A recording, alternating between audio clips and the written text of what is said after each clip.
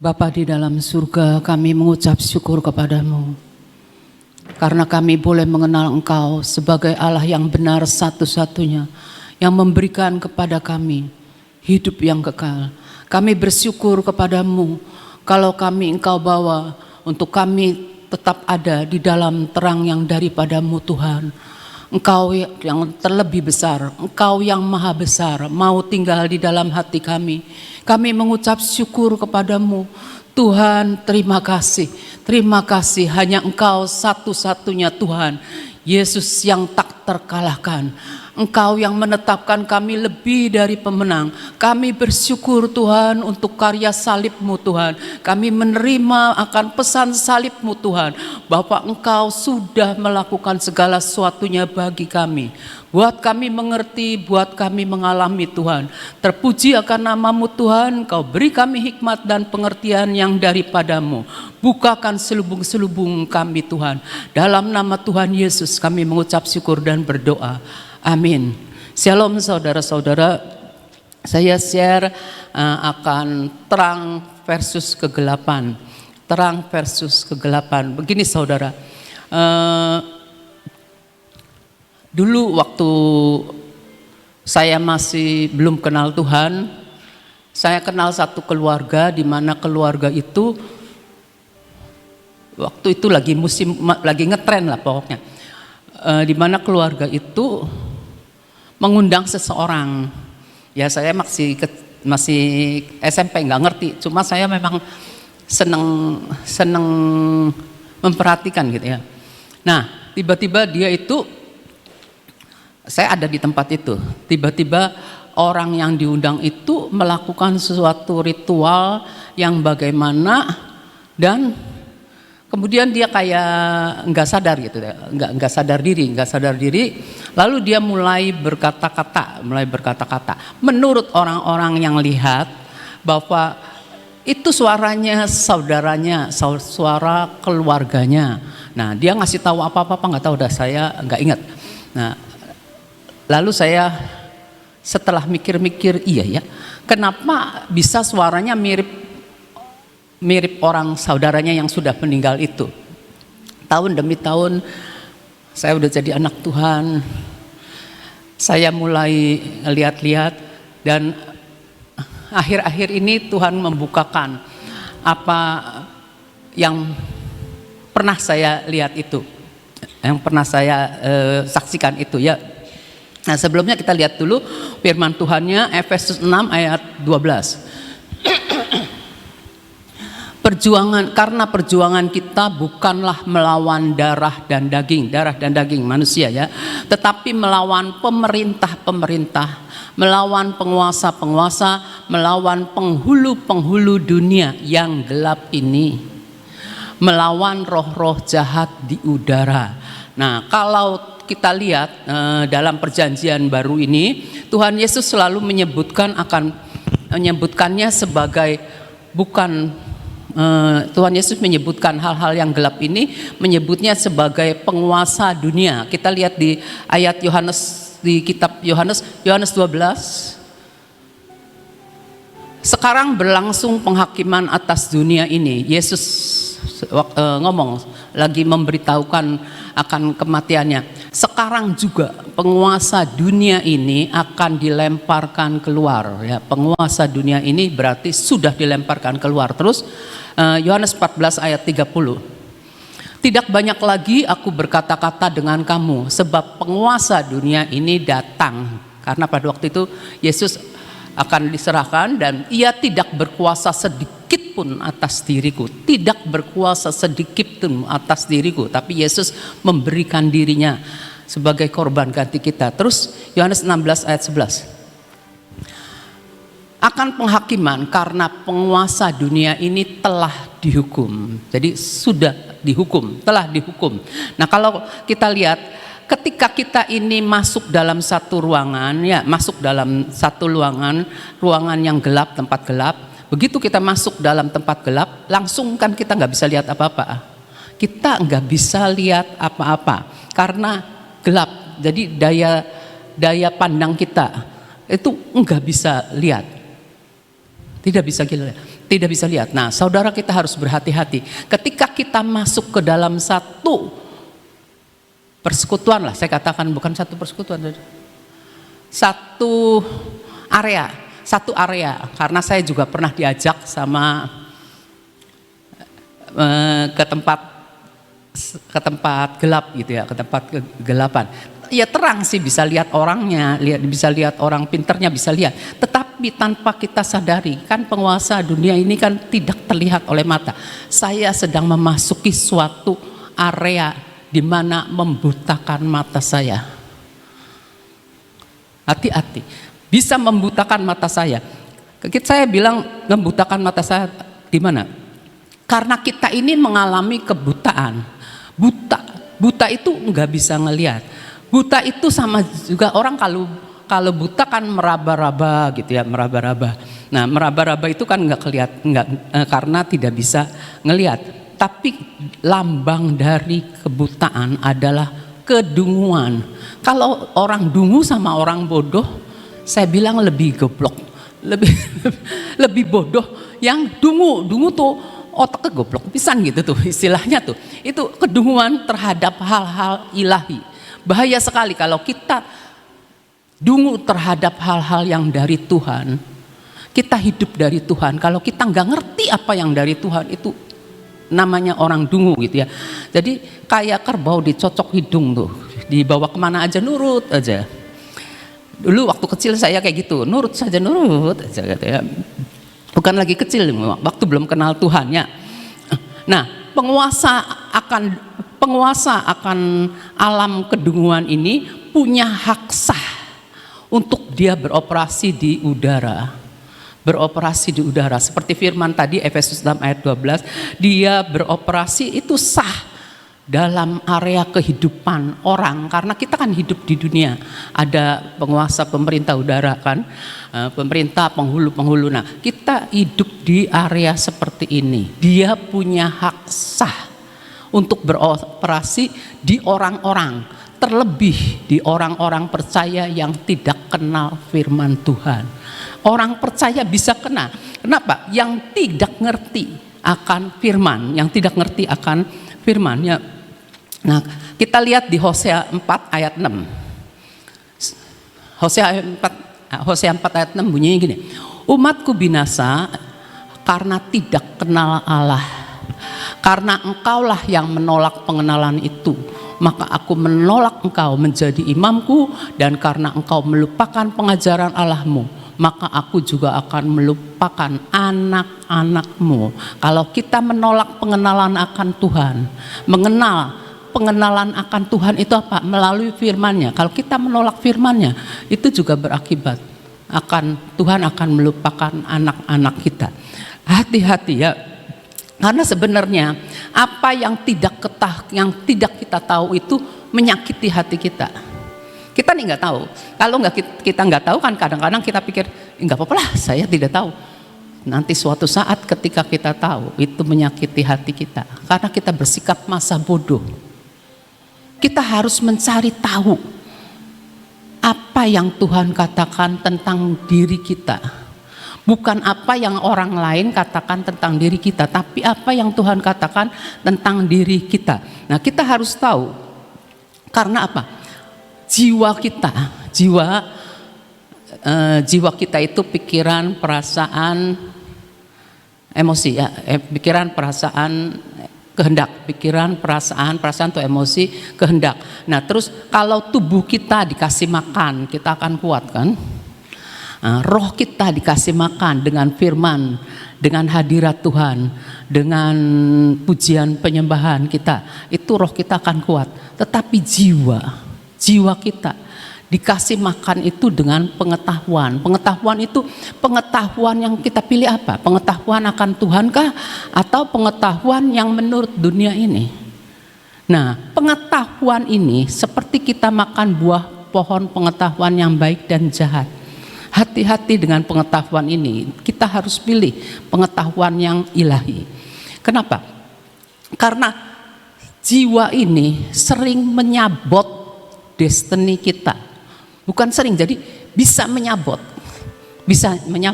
Pikiran kita perasaan kita, pikiran bisa berjalan menurut pikiran dewek, pikiran sendiri maksudnya. Nah, pikiran, perasaan terlalu mencurigai orang gitu ya, itu juga bisa menyabot karena kita bikin enggak sejahtera gitu ya, persaingan gitu ya, bikin enggak sejahtera. Nah, terus kemarahan, kecewa, banyak hal ya, pikiran, perasaan, dan kehendak. Kehendak sih kita tahu, kehendak pasti kalau kita tidak berdoa untuk mencari kehendak Tuhan, pasti kita diselewengkan. Enak menurut daging, tapi bukan dari Tuhan ya, kita harus lihat. Nah, sekarang kalau kita lihat lagi ya, semakin kita berjalan dalam kebenaran, maka kita akan menjadi seperti di dalam Amsal ada nggak ya Amsal? Saya lupa tulis. Yang gini, orang benar itu berjalan seperti makin lama makin berjalan seperti rembang tengah hari. Itu ada Amsal berapa nggak tahu, udah lupa saya. Nah, semakin kita berjalan dalam terang, maka jalan kita ini akan semakin terang, semakin terang. Jadi kalau saudara berjalan dalam terang firman Tuhan, terus melakukan apa yang Tuhan mau, terus melakukan yang Tuhan mau, itu makin terang saudara. Kita makin ngerti. Apa yang kita punya Tuhan tambahkan. Tetapi kalau kita berjalan dalam ketidaktahuan, kita nih nggak tahu firman, ya dilakukan aja, cuek-cuek aja. Pokoknya saya puas, mereka senang. Gak bisa, karena semakin berjalan dalam ketidaktahuan, berarti kekuatan kuasa gelap itu makin kuat mencengkeram kita. Hati-hati ya, karena kuasa gelap kita, musuh kita, musuh jiwa kita itu makin kuat di dalam kita. Nah, terus kita lihat lagi ya, begini, ada satu contoh. Kalau nggak salah saya pernah nonton film. Waktu saya belum kenal Tuhan, saya senang nonton film. Kakak misan saya selalu ngajak saya nonton, dan kebanyakan film-film itu horor saudara. Makanya mungkin jalan masuk kenapa saya bisa rada takut gitu ya. Takut itu karena nonton film horor. Gini, ada satu keluarga, film barat, keluarga membeli satu rumah kuno. Bayangin rumah kuno orang barat kan gimana gitu ya. Nah, dia punya anak. Nah, anaknya ini bermain-main. Main petak umpet. Ketika dia main petak umpet, dia bersembunyi ya, petak umpet tuh bersembunyi. Dia bersembunyi, lah dia lihat ternyata di rumahnya itu ada satu celah. Ketika dia ngorek-ngorek pinggir celah-celah itu, ternyata itu nembus satu ruangan. Ternyata bisa dibuka. Nah, nembus satu ruangan. Nah, ketika lihat dia turun dengan saudaranya, dia turun lihat ruangan itu kok ada perabotan rumah tangga lah, berarti ada kehidupan di dalamnya. Nah, keluarga yang membeli rumah itu tidak tahu bahwa ada sesuatu. Ya, entah ceritanya dibahas di ceritanya itu tidak disebutkan, tidak dikasih tahu masih ada penghuninya atau enggak, tapi kita bayangannya namanya juga film horor, bayangannya yang horor-horor gitu kan. Nah, ternyata ketika turun itu pasti ada kehidupan. Pemilik rumah, pembeli rumah kuno itu pasti takut. Lah, ada sesuatu di rumah saya tanpa kita tahu. Takut kan? Kalau ada sesuatu di rumah kita tapi kita tidak tahu, berarti ada orang yang tinggal bareng dengan kita tanpa setahu kita.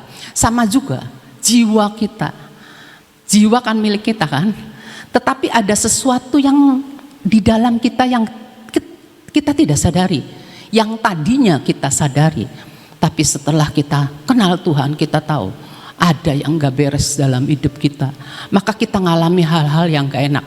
Seperti misalnya kita lihat di yang tadi saya cerita yang pertama, di Yesaya 8 ayat 19.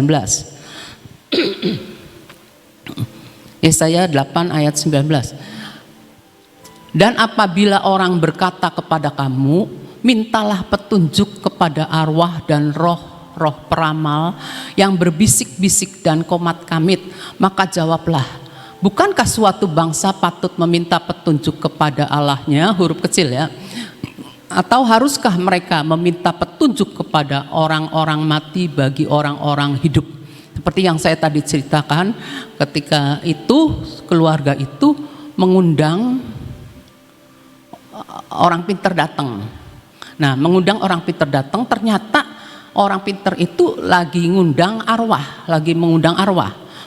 Nah, waktu itu kan saya masih belum ngerti, belum kenal kebenaran, belum ngerti lah pokoknya. Nah, itu berarti kita memasuki wilayah gelap, ya. Ingat tadi ada akibatnya, ya. Nah, terus Imamat 19 ayat 31. Janganlah kamu berpaling, janganlah kita nih nyari-nyari gitu ya, berpaling kepada arwah atau kepada roh-roh peramal. Janganlah kamu mencari mereka dan dengan demikian menjadi najis karena mereka, karena roh-roh peramal ini. Hati-hati ya, roh yang bukan dari Tuhan, ya. Demikian menjadi najis karena mereka. Akulah Tuhan Allahmu. Tuhan bilang aku Tuhan. Kamu kenapa cari yang kayak gitu? Orang nggak ngerti kebenaran, orang yang dungu, pandangan terhadap hal-hal yang ilahi itu tidak bisa dia lihat, ya. Itu menyabot kita, ya, menyabot kita. Nah, kalau kita berjalan dalam kebenaran, kita akan menjadi maka terang itu akan menjadi semakin kuat dalam kita. Dan kalau terang itu ada, mengusir kegelapan, dan kegelapan itu akan semakin lemah dalam kehidupan kita. Nah, di akhir zaman kita harus ingat Daniel 11 ayat 32b ngomong begini, tetapi umat yang mengenal Allahnya akan tetap kuat dan akan bertindak. Bagaimana kita pengen tetap kuat? Kalau kita akan tetap kuat, kita harus kenal Allah kita yang adalah terang. Allah adalah terang, kita harus punya terang hidup. Yesus terlebih besar di dalam diri kita daripada yang lain. Yang terlebih besar itu harus menguasai kita. Yesus terlebih besar dari ilah-ilah lain, semua ciptaannya Tuhan.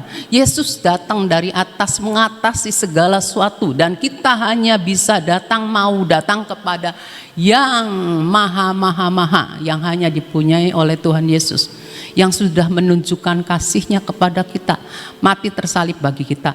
Bahkan ingat saudara, Tuhan Yesus memberikan otoritas kepada kita untuk dipakai.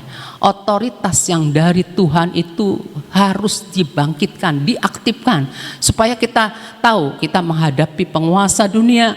Kita tidak bisa dengan kekuatan kita sendiri. Kita harus bertolak dari kemenangan Yesus yang menetapkan kita sebagai umat pemenang. Kita harus gunakan otoritas yang dari Tuhan. Harus kita menggunakan otoritas yang dari Tuhan.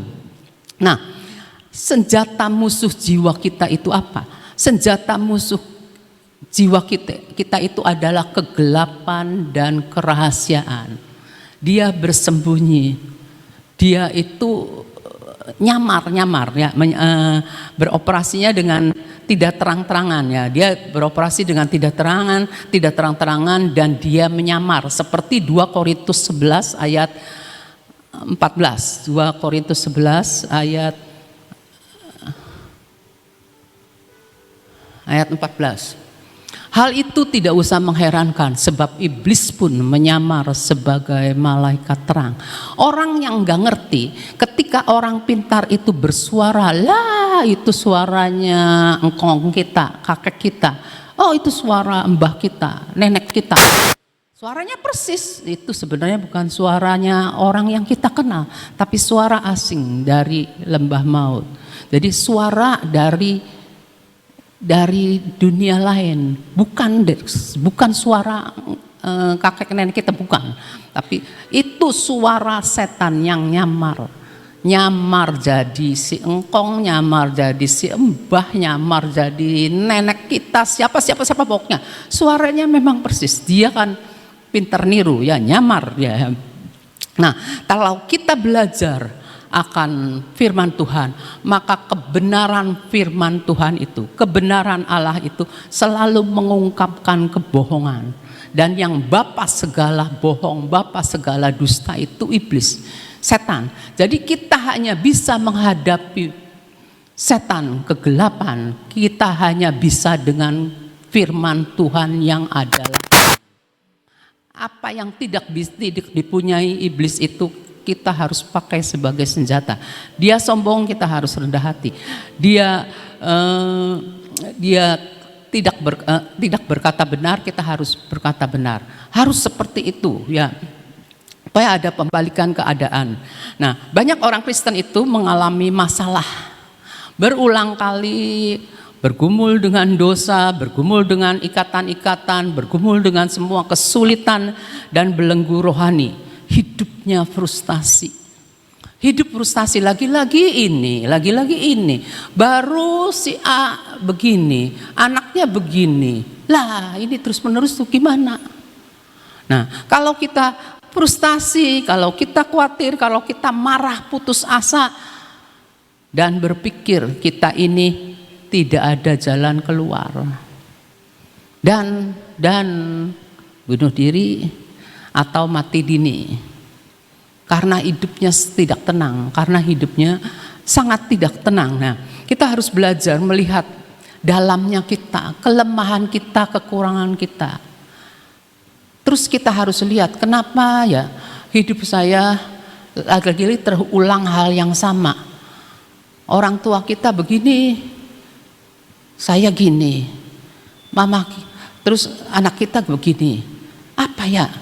Padahal Tuhan datang dalam hidup kita untuk memberikan hidup yang kelimpahan, suatu hidup yang berkelimpahan. Hidup kelimpahan apa? Kita nih damai sejahtera, limpah dengan damai sejahtera yang dari Tuhan.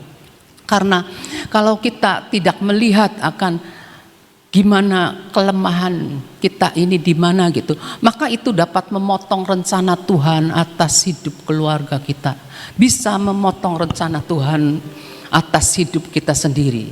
Kita harus benar-benar cari firman, saudara, cari firman.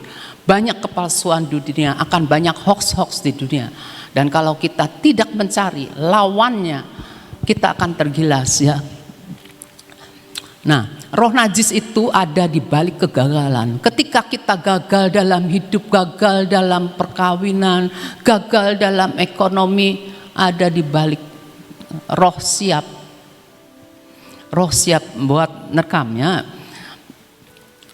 Dan kita lama-lama setelah kita kecewa lagi, gagal lagi, cari jalan pintas. Udah cari orang pintar, kita tanya atau tanya sama arwah seperti itu ya. Karena kita tahu bahwa arwah itu juga sesuatu yang tidak kelihatan. Mungkin dia tahu karena masih gentayangan, mungkin itu sih saya juga nggak tahu ya. Nah, roh najis ini, saya menyebutnya roh najis ya, seperti itu. Roh najis ini menempati ruang-ruang dalam kehidupan tanpa persetujuan sadar dari pemiliknya. Kita kan kadang-kadang nggak sadar, kenapa berulang-ulang saya tuh frustasi, kecewa, marah, kesel gitu tuh ya. Kenapa terus-menerus kayak gitu? Kadang-kadang kitanya sendiri nggak nyadari apa sebabnya. Kalau kita yang mempelajari gitu, yang sedang mempelajari seperti yang kita pelajari, kita pasti mikirnya, wah pasti kuasa gelap, jadi kuasa gelap gitu ya. Tapi kalau orang yang pengetahuan jiwa, wah ini jiwanya lagi sakit atau apa gitu ya, seperti itu. Tapi kalau kita nyadarin, kita balik ke Tuhan, kita akan tahu ya. Nah, dia itu nempel di kita ya.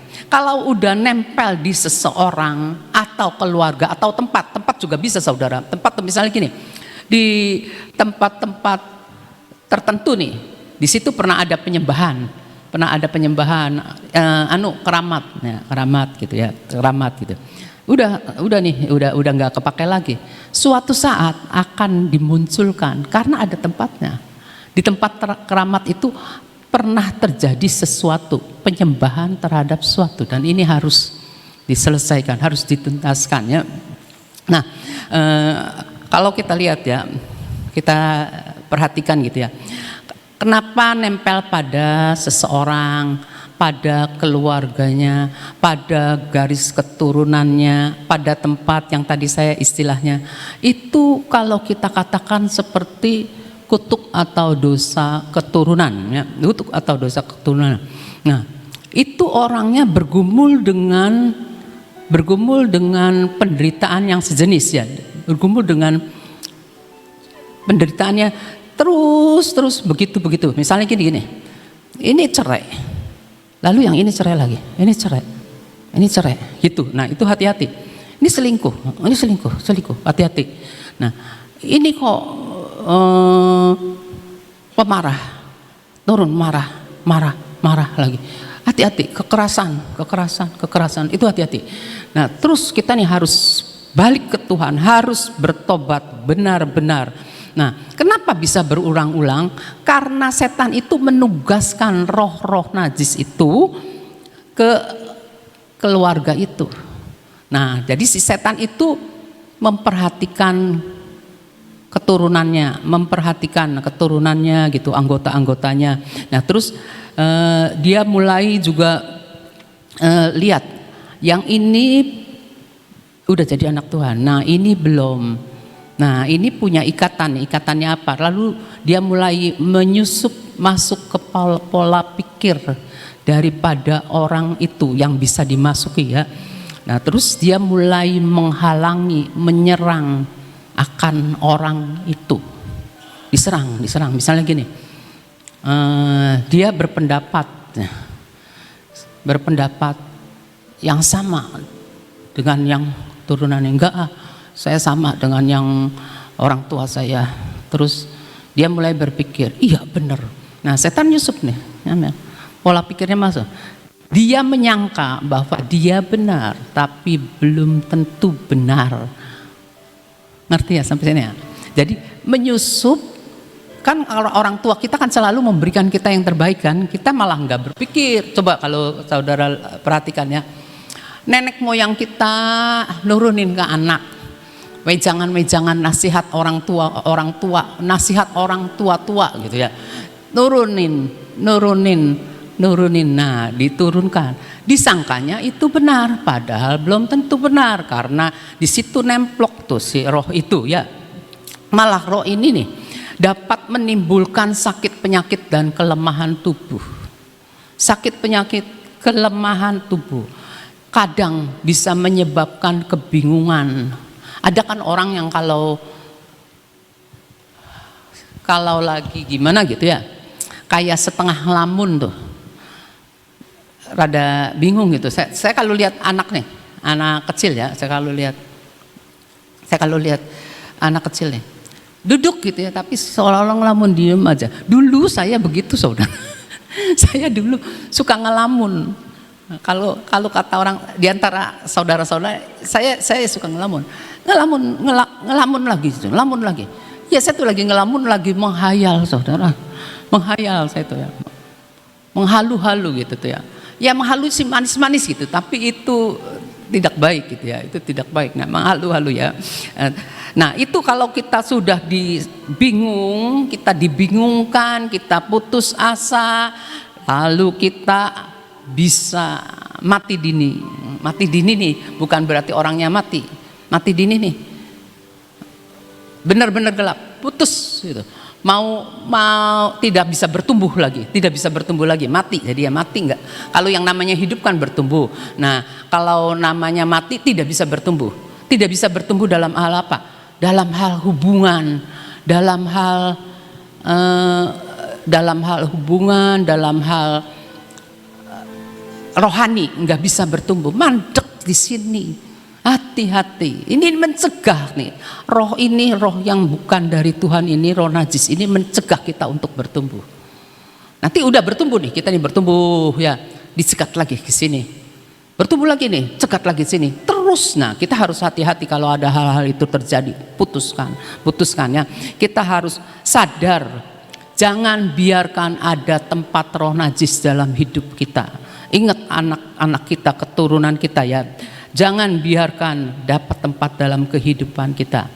Firman Allah seperti judulnya, firman Allah itu terang yang menembus kegelapan dan menelanjangi semua kegiatan, aktivitas daripada si jahat, daripada iblis, daripada musuh kita.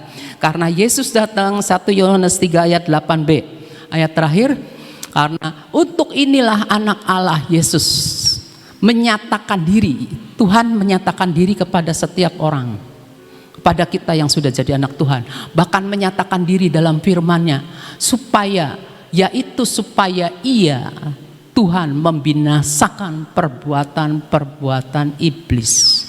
Amin. Itu aja yang bisa saya bagi. Tuhan memberkati. Ya, benar ini. 1 Yohanes 3 ayat 8b ini bagus sekali. Kalau saya lihat daripada apa yang disampaikan oleh Ibu Abigail, kesimpulannya itu di sini, ya. Di 1 Yohanes 3 ayat 8b. Di situ dikatakan kita nggak usah takut di dalam menghadapi apapun. Kan tadi antara judulnya apa tadi? Terang versus gelap, ya. Jadi kita tidak usah takut dengan segala kegelapan yang ada di sekitar kita. Karena 1 Yohanes 3 ayat 8b dikatakan anak Allah itu menyatakan dirinya, Yesus itu menyatakan dirinya supaya Yesus membinasakan perbuatan-perbuatan iblis itu, ya. Karena Tuhan Yesus sudah datang. Ini sekarang sudah apa? Masuk bulan Desember, ya. Masuk bulan Desember adalah di mana kita itu suasananya sudah beda, saudara. Dengan hujan-hujan sedikit, ya, dengan dingin-dinginnya sedikit, rasanya suasana itu sudah rada berbeda kalau Desember, ya. Kalau saudara ke kota-kota besar yang namanya Desember itu mal-mal sudah ada Natal dan sebagainya. Suasana sudah berbeda. Apa? Karena ingin mengingatkan bahwa terang sudah datang. Maka gelap itu akan pergi. Yesus datang untuk membinasakan. Perkataan membinasakan ini sangat-sangat punya kekuatan yang luar biasa. Kalau bunuh itu biasa, ya. Kalau membinasakan itu sampai tuntas, ya. Orang bunuh kemungkinan nggak tuntas.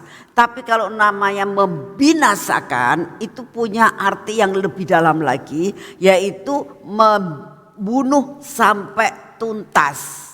Apa yang dibunuh? Perbuatan iblis. Jadi biarlah 1 Yohanes 3 ayat 8b ini menjadi pegangan dalam hidup kita. Bahwa Yesus datang yang diperingati Desember ini, lahir datang ke dalam dunia itu tujuannya untuk membinasakan perbuatan-perbuatan iblis. Pegang ini sebagai suatu ayat sepanjang hari ini. Saudara hari ini menghadapi apapun, percayalah dia sudah datang untuk membinasakan serangan kuasa kegelapan apapun yang dilancarkan buat kita. Ingat 1 Yohanes 3 ayat 8b. Tuhan Yesus ada di dalam diri kita, lebih besar dari semuanya. Amin. Dan membinasakan perbuatan-perbuatan iblis itu, ya. Mari kita berdoa. Bapa, kami mengucap syukur untuk firman-Mu pada pagi hari ini. Kami mengucap syukur, ya Tuhan, untuk pujian dan penyembahan sepanjang 1 jam untuk membangkitkan akan iman kami, untuk membangkitkan akan kepercayaan kami, untuk membangkitkan gairah kami, untuk buat kami percaya bahwa Engkau datang untuk membinasakan semua perbuatan kuasa kegelapan. Terima kasih untuk semuanya, Tuhan Yesus. Saat ini kami datang di hadapan-Mu dimanapun kami berada saat ini, Tuhan. Banyak kami menghadapi akan persoalan-persoalan yang ada dalam hidup kami. Baik persoalan keuangan, baik persoalan suami, istri, anak-anak, sakit penyakit. Kami semua banyak sekali, Tuhan, menghadapi problem-problem dalam hidup kami. Tapi hari ini Engkau memberi janji, Yesus datang untuk membinasakan. Yesus datang untuk membinasakan semua perbuatan-perbuatan iblis. Semua yang diserang dalam hidup kami percaya bahwa Engkau datang untuk menolong kami. Terima kasih Tuhan Yesus untuk semuanya. Saat ini kami datang di hadapan-Mu, kami mau berdoa untuk bangsa dan negara kami Tuhan. Kami tetap mau berdiri buat bangsa ini. Karena kami tahu kalau Engkau saat ini menanam kami di Indonesia, kami tahu Kau punya rencana atas bangsa ini, Engkau punya rencana atas hidup kami. Jadikan kami berkat buat bangsa kami Tuhan. Oleh karena itu, biarlah lawatan terjadi, lawatan jiwa-jiwa terjadi dari Sabang sampai Merauke, dari Myanmar sampai Rote. Biarlah Tuhan, semua terjadi oleh karena Engkau yang melakukan lawatan terjadi. Kami berdoa untuk semua yang terjadi hari-hari ini Tuhan. Dengan menjelang pemilu, dengan segala program pemerintah, dengan segala masalah yang dihadapi saat ini, dengan adanya banyak lempengan-lempengan bawah tanah yang mulai bergeser. Sehingga saat-saat ini kami tidak tahu Tuhan, kapan itu menjadi suatu ledakan. Tapi satu perkara kami tahu, Engkau datang buat menolong kami. Terima kasih untuk kasih setiamu. Biarlah Engkau yang akan melindungi kami dimanapun juga kami berada. Terima kasih Bapa, terima kasih Tuhan Yesus, terima kasih Tuhan Roh Kudus. Terima kasih Tuhan Yesus, kami percaya kuasa-Mu melebihi dari segala-galanya. Bapa, saat ini kami datang di hadapan-Mu, kami siap menerima kekuatan yang baru daripada-Mu. Kami siap menerima daya tahan tubuh yang baru daripada-Mu. Kami minta di dalam nama-Mu, biarlah Kau berikan daya tahan tubuh yang baru, yang kuat, memasuki tubuh kami, mengusir semua yang tidak baik dalam hidup kami. Baik sakit penyakit, baik kelemahan, semua diusir oleh daya tahan tubuh yang baru yang daripada-Mu. Terima kasih untuk kasih setiamu Bapa. Saat ini kami datang di hadapan-Mu ya Tuhan. Kami mau masuk dalam pengurapan untuk hidup kami pada hari ini. Mari saudara, kita masuk ke dalam pengurapan. Kita minta pengurapan yang dari Tuhan. Biarlah benar-benar minyak ini, pengurapan ini meliputi hidup kami sepanjang hari ini. Dalam nama Tuhan Yesus, biarlah pengurapan ini memasuki hidup kami, memasuki mata kami, telinga kami, bibir mulut kami, hati kami ya Tuhan. Biarlah benar-benar semuanya ada di dalam perlindungan yang daripada-Mu. Semua yang tidak baik dalam hidup kami, Engkau sendiri yang akan menghancurkan. Babat habis Tuhan semua yang tidak baik dalam hidup kami. Berkati tangan kami hari ini ya Tuhan. Berkati kaki kami hari ini Tuhan. Biarlah kaki kami dan tangan kami hari ini mau mengerjakan segala-galanya. Kami minta di dalam nama-Mu. Biarlah seluruh perjalanan kami berhasil. Apa yang kami kerjakan tidak ada yang gagal. Perlindungan dari ujung rambut sampai ke telapak kaki kami ada dalam hidup kami. Terima kasih Tuhan, penyertaan-Mu sempurna, rencana-Mu indah bagi kami. Dalam nama Tuhan Yesus. Amin. Selamat pagi, Tuhan memberkati saudara semuanya.